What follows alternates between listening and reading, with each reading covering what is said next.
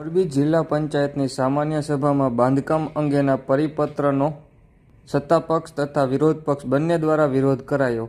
બાબતે પ્રાપ્ત માહિતી મુજબ મોરબી જિલ્લા પંચાયતની આજરોજ શુક્રવારની સામાન્ય સભામાં બાંધકામ અંગે જિલ્લા વિકાસ અધિકારી દ્વારા જાહેર કરાયેલા પરિપત્રનો સત્તાપક્ષ તથા વિરોધ પક્ષ બંને દ્વારા ઉગ્ર વિરોધ વ્યક્ત કરી પ્રસ્તાવ રદ કરવા માંગ કરી હતી.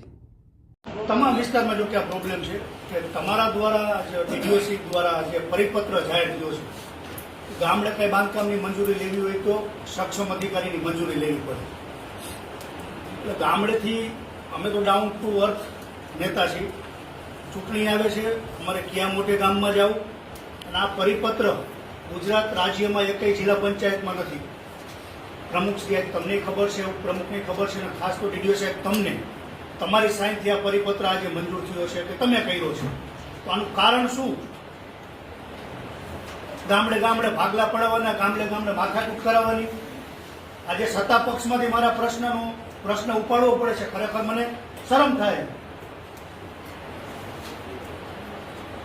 ખરેખર એક આ વિચારવા જેવી બાબત છે. તમે આ શા માટે એવું ડિસિઝન લીધું સાહેબ? જી સાહેબ આપો. સરકારના જે નિયમો છે એ સરકારના નિયમોમાં કોઈ ચેન્જ નથી કર્યો, કોઈ ચેન્જ નથી કર્યો.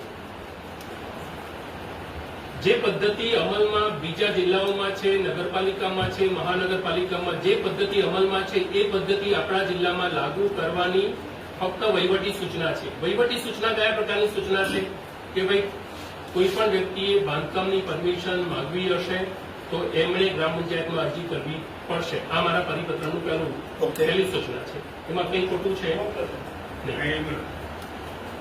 પ્લાનની કોપી સાથે રજૂ કરવી પડશે. તલાટીને એ પ્લાનની કોપી મળે પછી તલાટી એ પ્લાનની ચકાસણી માટે એ પ્લાનની કોપી સરકારી એન્જિનિયરને મોકલી આપશે.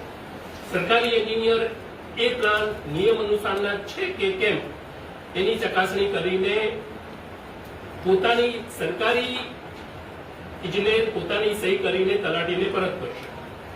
એ પરત કરશે પછી ગ્રામ પંચાયતમાં એનો ઠરાવ થશે.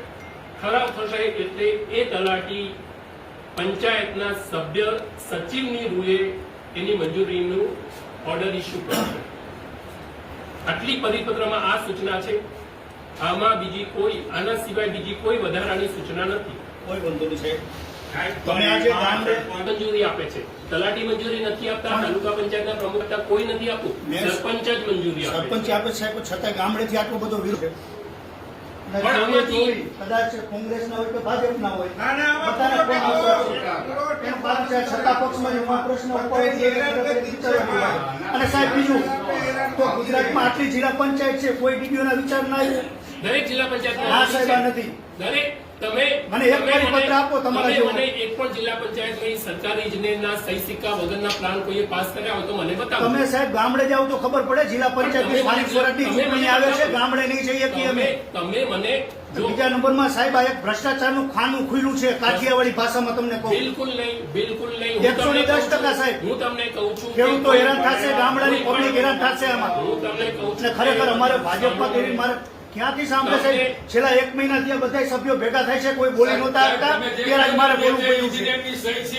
સરકારના જે માન્ય સરકાર છે, સરકારી ઇજનેરની કોઈ સહી છે સહી આપે છે. જે લાયસન્સ ધારક સિનિયર ઇજનેર સાહેબ એની વેલિડ ગણાય છે. હું તમને કહું છું આવી મંજૂરી લઈને ડીડીઓ પૂછું, સરકારને પૂછું, ગામડે શું ભાગલા પડવાનું, ગામડે બજાવવા છે બધા ખેડૂતોને સાહેબ. ગામડે તમે ચાલો આપણે બપોરે તમારી ગાડીમાં સાહેબ. હું તમને સાહેબ ડાઉન ટુ અર્થ વાત કરું છું. તમે મારી ગાડીમાં બેસી જાઓ. આજ ગામડે તમે કયો હોય મોરબી તાલુકાના ગમે તાલુકાના ગામડે જાય, અંદરો અંદર ભાગલા પડશે. સરકારે જે નિયમો કર્યા છે એ નિયમ મારી નથી, મારી એકલાની નથી, આપણી બધાની છે. તમે સરકારનો એક ભાગ છો. તમે સરકારનો એક ભાગ છો. સરકારે જે વહીવટી સૂચનાઓ આપી છે એ તમામ વહીવટી સૂચનાઓનું પાલન કરાવવાનું એ જિલ્લા પંચાયતના પ્રમુખની ખેડૂત સાહેબ પાલન ના થાય એની ફરજમાં ના ખેડૂત